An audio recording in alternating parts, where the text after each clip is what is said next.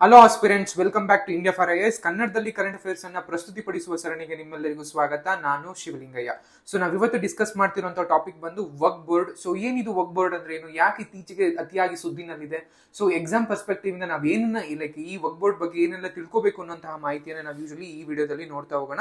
So ಮೊದಲಿಗೆ ಏನಕ್ಕೆ ಕಾಣಿಸ್ತಿತ್ತು ಅಂತ ನೋಡೋದಾದ್ರೆ, ಇತ್ತೀಚೆಗೆ ಕರ್ನಾಟಕದಲ್ಲಿ ಒಂದಷ್ಟು ಲೈಕ್ ಅದರಲ್ಲೂ ಉತ್ತರ ಕರ್ನಾಟಕದ ವಿಜಯಪುರ ಆಗಿರ್ಬೋದು, ಕಲಬುರಗಿ ಆಗಿರ್ಬೋದು ಮುಂತಾದಂತಹ ಕೆಲವು ಜಿಲ್ಲೆಗಳಲ್ಲಿ ಕೆಲವು ರೈತರಿಗೆ ಅವರ ಜಮೀನಿನ ಒಂದು ಅಂಗವಾಗಿ ಒಂದಷ್ಟು ನೋಟಿಸ್ ಗಳನ್ನ ಹೋಗಿರುತ್ತೆ. ಆ ನೋಟಿಸ್ ಗಳನ್ನ ನೋಡೋದಾದ್ರೆ ಅವರು ಉಳುಮೆ ಮಾಡಿ ಲೈಕ್ ಪುರಾತನ ಕಾಲದಿಂದನೂ ತಲೆತಲಾಂತರದಿಂದ ಉಳುಮೆ ಮಾಡಿಕೊಂಡು ಬರುತ್ತಾ ಇರುವಂತಹ ಕೃಷಿಕರ ಭೂಮಿಗಳೇನಿದೆ, ಸೊ ಆ ಭೂಮಿಗಳೆಲ್ಲವೂ ಕೂಡ ವಕ್ ನ ಆಸ್ತಿ ಅಥವಾ ವಕ್ ಬೋರ್ಡ್ ನ ಆಸ್ತಿ ಅನ್ನೋ ರೀತಿಯಲ್ಲಿ ಒಂದಷ್ಟು ನೋಟಿಸ್ ಗಳನ್ನ ನೀಡಲಾಗಿರುತ್ತೆ. ಸೊ ಆ ಮೂಲಕ ಒಂದಷ್ಟು ಕರ್ನಾಟಕದಾದ್ಯಂತದ ಒಂದು ಅಲೆಯನ್ನೇ ಇದು ಒಂದು ಎಬ್ಸಿರುತ್ತೆ. ಸೊ ಅದ್ರ ದೃಷ್ಟಿಯಿಂದಾಗಿ ಏನಿದು ವಕ್ ಆಸ್ತಿ ಅಂದ್ರೆ ಏನು ಅಥವಾ ವಕ್ ಬೋರ್ಡ್ ಅಂದ್ರೆ ಏನು, ಸೊ ಯಾವೆಲ್ಲ ಆಸ್ತಿಗಳನ್ನ ಅವರು ವಕ್ ಆಸ್ತಿಯಿಂದ ಕನ್ಸಿಡರ್ ಮಾಡಬಹುದು ಅನ್ನೋಂತಹ ಮಾಹಿತಿ ನಾವು ಇಲ್ಲಿ ನೋಡ್ತಾ ಹೋಗೋಣ.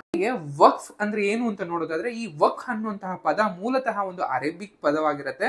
ಇದರ ಅರ್ಥ ದೇವರ ಹೆಸರಿನಲ್ಲಿ ಸಮರ್ಪಿತವಾದಂತಹ ವಸ್ತು ಅಥವಾ ಲೋಕೋಪಕಾರಕ್ಕಾಗಿ ನೀಡಿದ ಹಣವನ್ನ ನಾವು ಯೂಶಲಿ ವಕ್ ಅಂತ ಕರಿತಾ ಬರ್ತೀವಿ.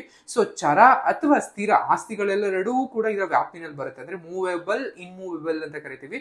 ಚರ ಮತ್ತು ಸ್ಥಿರ. ಚರ ಅಂದ್ರೆ ಯೂಶಲಿ ಆಸ್ತಿಗಳಾಗಿರ್ಬೋದು, ಅದನ್ನೆಲ್ಲೂ ಕೂಡ ಒಂದ್ ಕಡೆಯಿಂದ ಅಂದ್ರೆ ಚರ ಅಂದ್ರೆ ಯೂಶಲಿ ಲೈಕ್ ತೆಗೆದುಕೊಂಡು ಹೋಗುವಂಥದ್ದು, ಹಣ ಆಗಿರ್ಬೋದು ಅಥವಾ ಪೀಠೋಪಕರಣಗಳಾಗಿರ್ಬೋದು ಅಥವಾ ಬೇರೆ ಬೇರೆ ಆದಂತಹ ಗಾಡಿಗಳು ಏನೇ ಆಗಿದ್ರು ಕೂಡ ಒಂದರಿಂದ ಇನ್ನೊಂದು ಪ್ರದೇಶಕ್ಕೆ ಸಾಗಿಸುವಂತಹ ಚರ ಆಸ್ತಿಗಳಾಗಿರ್ಬೋದು. ಅಥವಾ ಸ್ಥಿರ ಅಂತ ಬಂದಾಗ ಯೂಶಲಿ ಭೂಮಿಗಳಾಗಿರ್ಬೋದು. ಭೂಮಿಯನ್ನು ಒಂದು ಕಡೆಯಿಂದ ಇನ್ನೊಂದು ಕಡೆ ತೆಗೆದುಕೊಂಡು ಹೋಗಕ್ಕಾಗಲ್ಲ, ಬಟ್ ಇಂತಹ ಭೂಮಿಗಳನ್ನ ದೇವರ ಕಾರ್ಯಕ್ಕೆ ಅಥವಾ ಇಸ್ಲಾಂನ ಒಂದು ಏನೋ ಒಂದು ಅವರ ದೇವರ ಒಂದು ಕಾರ್ಯಕ್ಕೆ ನೀಡಲಾದಂತಹ ಒಂದಷ್ಟು ಆಸ್ತಿಗಳನ್ನ ನಾವು ಚರ ಮತ್ತು ಸ್ಥಿರ ಆಸ್ತಿಗಳೆರಡೂ ಕೂಡ ಈ ಒಂದು ವಕ್ಫ್ ನ ಆಸ್ತಿನಲ್ಲಿ ಅಂಡರ್ ಅಲ್ಲಿ ಬರ್ತಾ ಬರ್ತವೆ.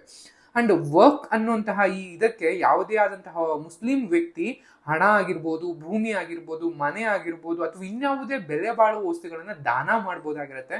ಆ ವಸ್ತುಗಳನ್ನ ಅಥವಾ ಆ ಪ್ರಾಪರ್ಟಿ ಅಥವಾ ಆಸ್ತಿಗಳು ಅಂತ ಕರಿತೀವಿ, ಅದನ್ನ ನಿರ್ವಹಿಸಲು ಸ್ಥಳೀಯ ಮಟ್ಟದಿಂದ ಹಿಡಿದು ರಾಷ್ಟ್ರೀಯ ಮಟ್ಟದವರೆಗೆ ಈ ವಕ್ ಬೋರ್ಡ್ ಅನ್ನುಗಳು ಇರ್ತಾ ಬರ್ತವೆ. ಯೂಶಲಿ ಜಿಲ್ಲಾ ಮಟ್ಟದಲ್ಲಿ ವಕ್ ಬೋರ್ಡ್ಗಳು ಇರ್ತವೆ, ಅದರ ನಂತರದಲ್ಲಿ ರಾಜ್ಯ ಮಟ್ಟದಲ್ಲಿ ವಕ್ ಬೋರ್ಡ್ಗಳು ಇರ್ತವೆ, ಆ ನಂತರದಲ್ಲಿ ರಾಷ್ಟ್ರೀಯ ಮಟ್ಟದಲ್ಲಿ ವಕ್ ಬೋರ್ಡ್ ಅನ್ನುವಂಥದ್ದು ಇರುತ್ತೆ.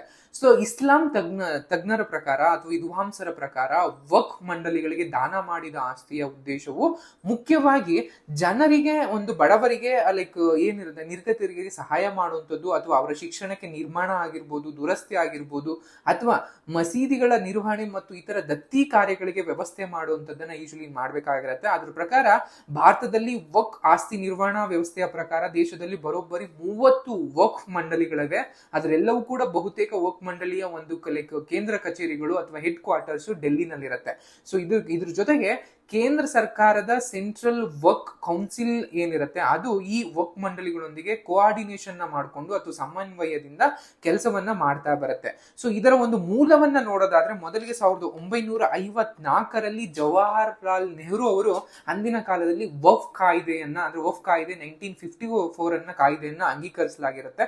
ಸೊ ಆ ಮೂಲಕ ಈ ಉದ್ದೇಶವು ವಕ್ಗೆ ಸಂಬಂಧಿಸಿದಂತಹ ಅಂದ್ರೆ ಆ ಕಾಯ್ದೆಯ ಮುಖ್ಯ ಉದ್ದೇಶ ಏನಾಗಿರುತ್ತೆ, ವಕ್ಗೆ ಸಂಬಂಧಿಸಿದಂತಹ ಕೆಲಸಗಳನ್ನ ಸರಳಗೊಳಿಸುವುದು ಅಥವಾ ವಿವಿಧ ನಿಬಂಧನೆಗಳನ್ನ ಮಾಡುವಂಥದ್ದು ಈ ಯೋಜನೆಯ ಒಂದು ಇದಾಗಿರುತ್ತೆ. ಈ ಒಂದು ಅಂಡರ್ ಅಲ್ಲಿ ಅಂದ್ರೆ 1900 ಈ ಒಂದು ಕೇಂದ್ರೀಯ ವಕ್ ಮಂಡಳಿಯನ್ನ 1964ರಲ್ಲಿ ಅಲ್ಪಸಂಖ್ಯಾತ ವ್ಯವಹಾರ ಸಚಿವಾಲಯಗಳ ಅಡಿನಲ್ಲಿ ರಚನೆ ಮಾಡಲಾಗುತ್ತೆ. ಸೊ ಆ ನಂತರದಲ್ಲಿ 1995ರಲ್ಲಿ ಸೊ ಅಂದ್ರೆ ವಿ ಪಿ ನರಸಿಂಹರಾವ್ ಇದ್ದಾಗ ಯೂಶಲಿ ಅಂದ್ರೆ ಲೈಕ್ 1995ರಲ್ಲಿ ವಕ್ಫ್ ಕಾಯ್ದೆನಲ್ಲಿ ಹೆಚ್ಚಿನ ಪ್ರಮಾಣದಲ್ಲಿ ಒಂದಷ್ಟು ಬದಲಾವಣೆಗಳನ್ನ ತರಲಾಗುತ್ತೆ. ಆ ಮೂಲಕ ಪ್ರತಿ ರಾಜ್ಯ ಮತ್ತು ಕೇಂದ್ರಾಡಳಿತ ಪ್ರದೇಶಗಳಲ್ಲಿ ವಕ್ ಮಂಡಳಿಯನ್ನ ರಚಿಸಲು ಅನುಮತಿಯನ್ನ ನೀಡಲಾಗುತ್ತೆ. ಸೊ ಅಲ್ಲಿಗಿಂತ ಮುಂಚೆ ಕೇವಲ ರಾಷ್ಟ್ರ ಮಟ್ಟದಲ್ಲಿರುತ್ತೆ, ಆ ನಂತರದಲ್ಲಿ ಅದನ್ನ ರಾಜ್ಯ ಮಟ್ಟದಲ್ಲಿ ಕೂಡ ಮಾಡ್ತಾ ಬರ್ತಾರೆ. ಸೊ ಈ ವಕ್ಫ್ ಕಾಯ್ದೆಯನ್ನ ಅಥವಾ ವಕ್ಫ್ ಮಂಡಳಿಗಳನ್ನ ಯೂಶಲಿ ಯಾವುದ್ರ ಮೂಲಕ ರೆಗ್ಯುಲೇಟ್ ಮಾಡ್ತಾರೆ, ಯಾವುದ್ರ ಮೂಲಕ ನಿಯಂತ್ರಣ ಮಾಡ್ತಿದ್ದಾರೆ ಸದ್ಯಕ್ಕೆ ಆಸಫ್ ನಾವು ಅಂತ ನೋಡಿದ್ರೆ 1995ರ ವಕ್ಫ್ ಆಕ್ಟ್ ಏನಿದೆ, ವಕ್ಫ್ ಕಾಯ್ದೆ ಏನಿದೆ, ಸೊ ಆ ಮೂಲಕ ಈ ವಕ್ಫ್ ಆಸ್ತಿಗಳನ್ನ ಅಥವಾ ಬೋರ್ಡ್ ಗಳನ್ನ ಯೂಶಲಿ ರೆಗ್ಯುಲೇಟ್ ಮಾಡ್ತಾ ಬರ್ತಿದೀವಿ. ಸೊ ಇದ್ರ ಜೊತೆಗೆ ಈ ಒಂದು ಪ್ರಸ್ತುತ ಸ್ಥಿತಿ ಏನಿದೆ ಅಂತ ನೋಡೋದಾದ್ರೆ, ಅಂದ್ರೆ ಈಗ ಒಂದು ರಾಷ್ಟ್ರವ್ಯಾಪ್ತಿ ಈ ವಕ್ಫ್ ಬೋರ್ಡ್ಗಳು ಎಷ್ಟು ಆಸ್ತಿಯನ್ನ ಪ್ರಮಾಣದಲ್ಲಿ ಹೊಂದಿದವೆ ಅಂತ ನೋಡಿದ್ರೆ 8 ಲಕ್ಷಕ್ಕೂ ಹೆಚ್ಚು ಎಕರೆ ಆದಾಯ ಭೂಮಿಯನ್ನ ಈ ವಕ್ಫ್ ಬೋರ್ಡ್ಗಳು ಹೊಂದಿದವೆ. ಅಂದ್ರೆ 8 ಲಕ್ಷ ಎಕರೆಯಷ್ಟು ಒಂದು ಭೂಮಿಯನ್ನ ಭಾರತದಲ್ಲಿ ಈ ವಕ್ಫ್ ಬೋರ್ಡ್ಗಳು ಹೊಂದಿವೆ. ಅಂದ್ರೆ ರೈಲ್ವೆ ಮತ್ತು ಸೇನೆಯನ್ನ ಹೊರತುಪಡಿಸಿದ್ರೆ ಈ ವಕ್ಫ್ಗಳು ಅತಿ ಹೆಚ್ಚು ಭೂಮಿಯನ್ನ ಭಾರತದಲ್ಲಿ ಹೊಂದಿರುವಂತಹ ಸಂಸ್ಥೆಗಳಾಗಿರುತ್ತೆ. ಸೊ ಅಂದ್ರೆ 2009ನಲ್ಲಿ ಕೇವಲ 4 ಲಕ್ಷ ಇದ್ದಂತಹ ಈ ಭೂಮಿ ಏನಾಗುತ್ತೆ ಬರೋಬ್ಬರಿ ಕೇವಲ ಇನ್ನು 10 ವರ್ಷಗಳಲ್ಲಿ ಡಬಲ್ ಆಗಿ ಅಂದ್ರೆ ದ್ವಿಗುಣಗೊಂಡಿರುತ್ತೆ. ಸೊ ಆ ಭೂಮಿಗಳಲ್ಲಿ ಯೂಶಲಿ ಈ ಏನು ಆಸ್ತಿಗಳು ಅಂತ ಕರಿತೀವಿ, ಈ ಆಸ್ತಿಗಳಲ್ಲಿ ಹೆಚ್ಚಾಗಿ ಮಸೀದಿಗಳಾಗಿರ್ಬೋದು, ಮದ್ರಸಾಗಳಾಗಿರ್ಬೋದು, ಅಥವಾ ಮುಸ್ಲಿಮರ ಸ್ಮಶಾನಗಳಿರ್ತವೆ. ಸೊ ಅವುಗಳು ಯೂಶಲಿ ಈ ವಕ್ಫ್ ಆಸ್ತಿನಲ್ಲಿ ಇರ್ತವೆ. ಸೊ ಲೈಕ್ ಅಲ್ಪಸಂಖ್ಯಾತ ಸಚಿವಾಲಯ ನೀಡಿರುವಂತಹ ಮಾಹಿತಿ ಪ್ರಕಾರ ಡಿಸೆಂಬರ್ 2022ರವರೆಗೆ ವಕ್ಫ್ ಮಂಡಳಿಯ ಒಟ್ಟು 8,65,644 ಸ್ಥಿರ ಆಸ್ತಿಗಳನ್ನ ಹೊಂದಿದೆ ಅಂತ ಲೋಕಸಭೆಗೆ ತಿಳಿಸಿದೆ. ಸೊ ಇದಿಷ್ಟು ವಕ್ಫ್ ಇದಕ್ಕೆ ಸಂಬಂಧಪಟ್ಟಂತಹ ಮಾಹಿತಿ ಆಗಿರುತ್ತೆ. ನಿಯಂತ್ರಣ ಮಾಡ್ತಾರೆ ಅಂತ ಅಂದ್ರೆ ಮುತುವಾಲಿಗಳು ಅಂತ ಕರಿತೀವಿ. ಅಂದ್ರೆ ಅದಕ್ಕೆ ಅಂತ ನಾವು ಪೋಸ್ಟ್ ಅನ್ನ ಕ್ರಿಯೇಟ್ ಮಾಡಿ ಒಬ್ಬ ವ್ಯಕ್ತಿಯನ್ನ ನೇಮಕರಣ ಮಾಡಿರ್ತೀವಿ. ಸೊ ಆ ವ್ಯಕ್ತಿ ಯೂಶಲಿ ಆಯಾ ಒಂದು ಪ್ರದೇಶದ ಒಂದು ಆಸ್ತಿಯನ್ನ ವಕ್ಫ್ ಆಸ್ತಿಗಳನ್ನ ಅವರು ಯೂಶಲಿ ಅದನ್ನ ನೋಡ್ಕೋತಾ ಅಥವಾ ನಿರ್ವಹಣಾ ಮಾಡ್ತಾ ಬಂದಿರ್ತಾರೆ. ಅವರನ್ನ ಈ ವಕ್ಫ್ ಬೋರ್ಡ್ಗಳು ಅಂತ ಕರಿತಾ ಬರ್ತೀವಿ. ಸೊ ಈ ವಕ್ಫ್ ಬೋರ್ಡ್ ಅನ್ನುವಂಥದ್ದು ನಮಗೆ ನ್ಯಾಯಬದ್ಧ ಒಂದು ಸಂಸ್ಥೆ ಆಗಿರುತ್ತೆ. ಅಂದ್ರೆ ಕಾನೂನಿನ ಮೂಲಕ ಅಥವಾ ಲಾಗಳ ಮೂಲಕ ಸ್ಥಾಪನೆ ಮಾಡಲ್ಪಟ್ಟಂತಹ ಒಂದು ಬೋರ್ಡ್ ಆಗಿರುತ್ತೆ. ಇದರ ಸಂಯೋಜನೆಯನ್ನ ನೋಡೋದಾದ್ರೆ ಯಾರ್ಯಾರು ಈ ಒಂದು ಯೋಜನೆ ಈ ಲೈಕ್ ಏನು ವಕ್ಫ್ ಬೋರ್ಡ್ ಅಂತ ಏನ್ ಕರಿತೀವಿ ಇದ್ರಲ್ಲಿ ಯಾರು ಇರ್ತಾರೆ ಅಂತ ನೋಡಿದ್ರೆ ಯೂಶಲಿ ಒಬ್ಬ ಅಧ್ಯಕ್ಷ ಇರ್ತಾರೆ. ಸೊ ಅಧ್ಯಕ್ಷದ ಜೊತೆಗೆ ರಾಜ್ಯ ಸರ್ಕಾರದಿಂದ ನಾಮಿನೇಟ್ ಮಾಡಿದಂತಹ ಒಬ್ಬರು ಅಥವಾ ಇಬ್ಬರು ನಾಮನಿರ್ದೇಶಿತ ಸದಸ್ಯರು ಇರ್ತಾರೆ. ಇವ್ರ ಜೊತೆಗೆ ಆ ರಾಜ್ಯ ಸರ್ಕಾರಗಳಿಂದ ಆಯ್ಕೆಯಾದಂತಹ ಮುಸ್ಲಿಂ ಶಾಸಕರು ಅಥವಾ ಸಂಸದರು ಈ ವಕ್ಫ್ ಬೋರ್ಡ್ ನಲ್ಲಿ ಸದಸ್ಯರಾಗಿ ಕೆಲಸ ಮಾಡ್ತಾ ಬರ್ತಾರೆ. ಇದ್ರ ಜೊತೆಗೆ ರಾಜ್ಯ ಬಾರ್ ಕೌನ್ಸಿಲ್ ನ ಮುಸ್ಲಿಂ ಸದಸ್ಯರು ಯಾರಿರ್ತಾರೆ ಅವರು ಕೂಡ ಸದಸ್ಯರಾಗಿರ್ತಾರೆ. ಅಂದ್ರೆ ಬಾರ್ ಕೌನ್ಸಿಲ್ ಅಂತ ಅಂದ್ರೆ ಹೈಕೋರ್ಟ್ ಗಳಲ್ಲಿ ಕೆಲಸ ಮಾಡ್ತಿರುವಂತಹ ವಕೀಲರು ಯಾರ್ಯಾರು ಇರ್ತಾರೆ, ಸೊ ಅಂದ್ರೆ ಮುಸ್ಲಿಂ ಸಮುದಾಯಕ್ಕೆ ಸೇರಲ್ಪಟ್ಟಂತಹ ಮುಸ್ಲಿಂ ವಕೀಲರು ಯಾರ್ಯಾರು ಇರ್ತಾರೆ, ಸೊ ಅವರು ಕೂಡ ಈ ವಕ್ಫ್ ಬೋರ್ಡ್ ನಲ್ಲಿ ಸದಸ್ಯರಾಗಿ ನೇಮಕ ಮಾಡಲಾಗಿರುತ್ತೆ. ಇದ್ರ ಜೊತೆಗೆ ಒಬ್ಬ ಮುಸ್ಲಿಂ ವಿದ್ವಾಂಸಕ ಅಂದ್ರೆ ಲೈಕ್ ಅಂದ್ರೆ ಮುಸ್ಲಿಂ ಇಸ್ಲಾಮಿಸಂ ಏನಿದೆ ಅಥವಾ ಇಸ್ಲಾಂಗೆ ತತ್ವಕ್ಕೆ ಸಂಬಂಧಪಟ್ಟಂತಹ ಒಂದು ನಾಲೆಡ್ಜ್ ಅನ್ನ ಪಡೆದುಕೊಂಡಿರುವಂತಹ ವಿದ್ವಾಂಸ ಯಾರಿರ್ತಾನೆ ಅವರು ಒಬ್ಬರನ್ನ ಯೂಶಲಿ ಇಲ್ಲಿ ಸದಸ್ಯರಾಗಿ ಮಾಡಿರ್ತಾರೆ. ಸೊ ಅದ್ರ ಜೊತೆಗೆ ಮುತುವಾಲಿಗಳು ಅಂತ ಏನ್ ಕರಿತೀವಿ ಅವರು ಕೂಡ ಈ ವಕ್ಫ್ ಬೋರ್ಡ್ ನಲ್ಲಿ ಕಾರ್ಯವನ್ನ ಲೈಕ್ ಸದಸ್ಯರಾಗಿ ಮಾಡ್ತಾ ಬರ್ತಾರೆ.